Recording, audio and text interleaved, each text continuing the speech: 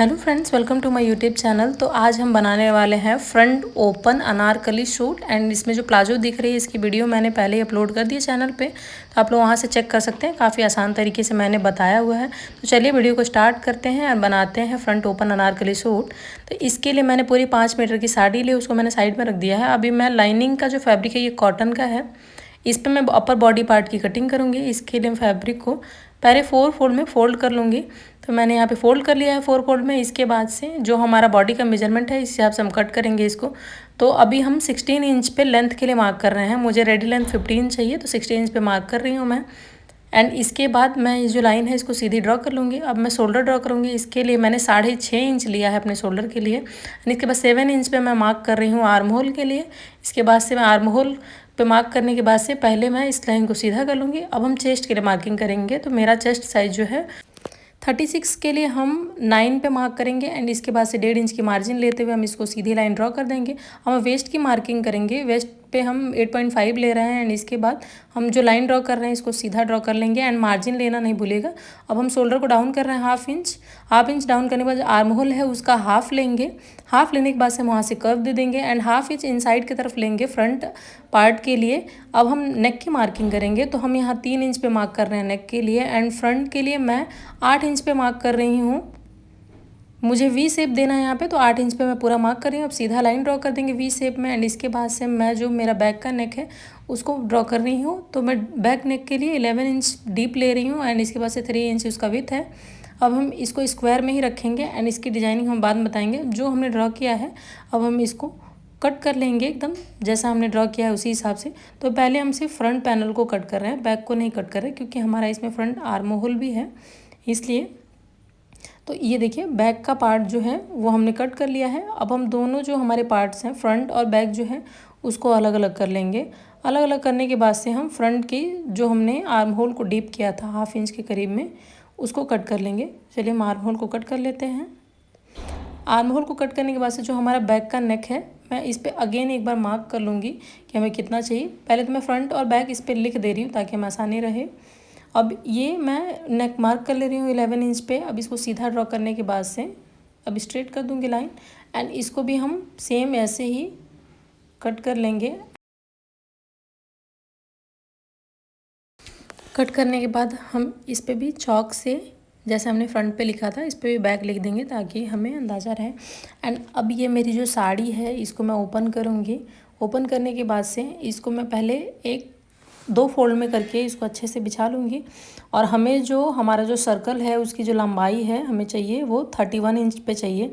तो हम ऐसा फोल्ड करेंगे फैब्रिक को डबल फोल्ड पे कि वो 35 या 36 पे हो, ताकि हम पूरा वेस्ट पे कटिंग करने के बाद से अपने वेस्ट के अकॉर्डिंग तो हमारा जो फैब्रिक हो वो 31 इंच पे आ जाए।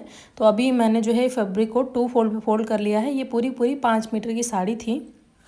2 फोल्ड पे फोल्ड करने के बाद से हम एक किनारे को खींचते हुए दूसरे किनारे की तरफ ले जाके आपस में मिला देंगे, जिससे ये हमारा एक जो है वो कोन का शेप बन के तैयार हो जाएगा, यानी कि रेक्टेंगल शेप बन के तैयार हो जाएगा। रेक्टेंगल शेप बनने के बाद से इस पे हम अपने वेस्ट की मार्किंग करेंगे। तो वेस्ट मेरा जो है वो 8.5 है, तो इस हिसाब से हम देखेंगे। और हमें जो दोनों साइड से मेजरमेंट लेना होता है बराबर होता है। तो आप देखिएगा 13 आना चाहिए दोनों साइड से मेजरमेंट। मेरा 8.5 पे मार्क कर लिया मैंने।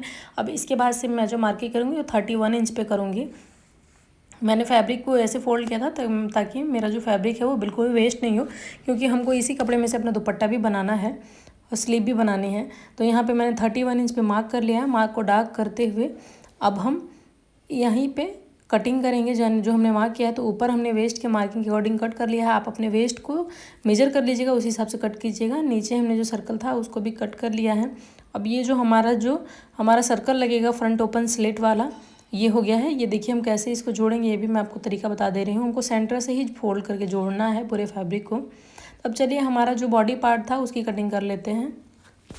तो अभी हमने जहाँ से सर्कल कट किया था वहाँ से जो कपड़ा बचा हुआ था हम उसी कपड़े पे अपना फ्रंट और बैक की कटिंग करेंगे। बिल्कुल भी एक्स्ट्रा फैब्रिक नहीं लेंगे इसमें से।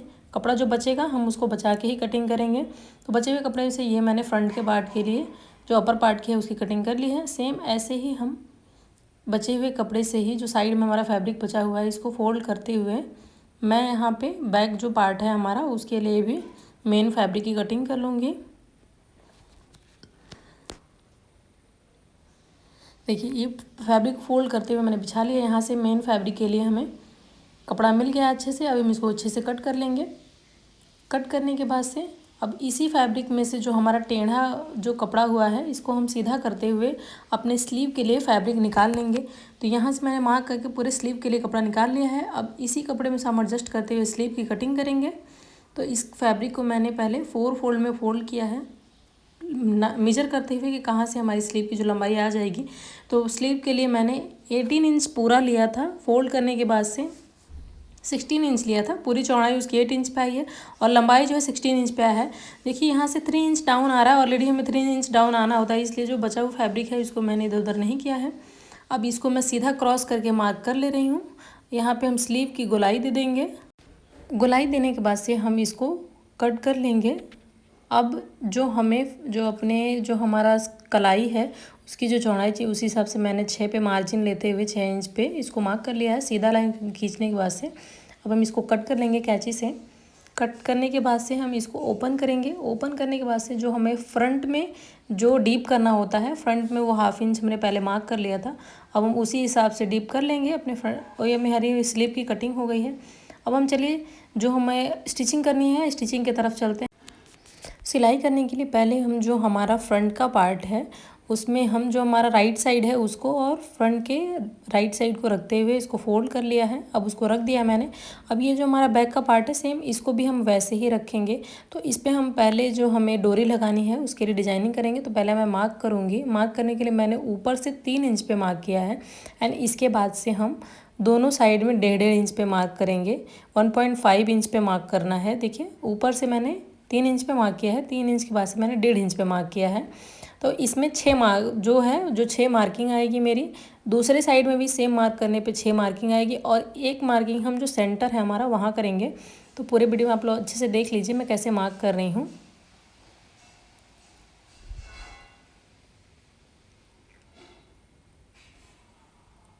सेंटर पे मार्क करने के लिए मैं फैब्रिक को हाफ से आधे पर से एकदम फोल्ड करने के बाद से फोल्ड पे ही मैं मार्क लगा लूँगी। छोटा सा उंगली से लगाने बस मार्किंग चौक से लगा लूँगी।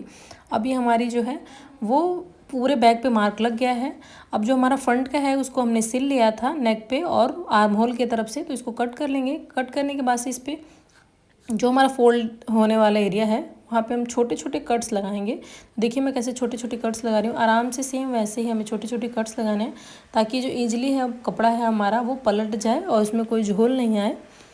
तो मैंने यहाँ पे छोटे छोटे कट्स लगा लिए हैं। अब इसको मैं अब ये हमारा ईजिली फोल्ड पलट जाएगा कपड़ा।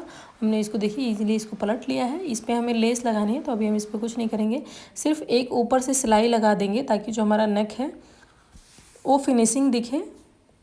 अब जो हमारा बैक का पार्ट है इसके लिए मैंने डोरी बना ली थी। अब इसको काउंटिंग कर लेंगे कितना है। तो ये टोटल 13 है।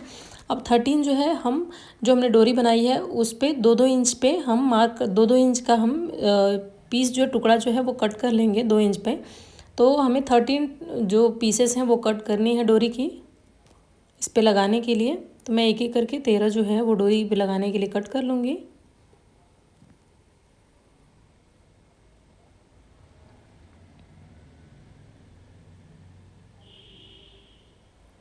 अब हमने सारे कट कर लिए हैं। मैं एक दो आपको यहाँ पे लगा के दिखा दे रही हूँ मैं कैसे लगाना है।